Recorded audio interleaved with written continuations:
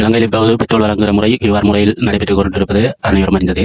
புதிதாக இந்த கியூஆர் முறையை கொண்டு வந்தாலும் அந்த லைன் என்ற முறைமையை விட்டு ஒழிப்பதாக நம்ம சனங்கள் இல்லை. அதுக்காக அரசாங்கம் இன்றைய தினத்திலிருந்து குறிப்பாக 19ஆம் தேதியிலிருந்து வாகன இலக்க தகடுகளின் அடிப்படையில் ஒற்றை எண் இரட்டை எண் என்ற அடிப்படையை வைத்துக் கொண்டு எரிபொருள் வழங்குவதற்கான தீர்மானத்தை எடுத்திருக்கிறது. இதன் மூலமாக 1, 3, 5, 7 மற்றும் 9ஆம் தேதி 9ஆம் இலக்கங்களை கொண்ட கடைசி இலக்கம் 9 வரையும் உள்ள ஒற்றை எண்களில் உள்ள வாகனங்களுக்கு ஒற்றை நாட்களில், அதாவது 1, 3, 5, 7, 9, 11 அப்படின்னு சொல்லி அந்த ஒற்றை எண்களில் வருகின்ற நாட்களிலும், அதே போல இரட்டை எண் கொண்ட வாகனங்கள், அதாவது 2, 4, 6, 8 போன்ற 0 போன்றவைக்கு இரட்டை எண் அடிப்படையை கொண்ட தகுதிகளிலும் எரிபொருள் வழங்கப்படும் என்று இலங்கை பெட்ரோலிய கூட்டுத்தாபனம் அறிவித்திருக்கிறது.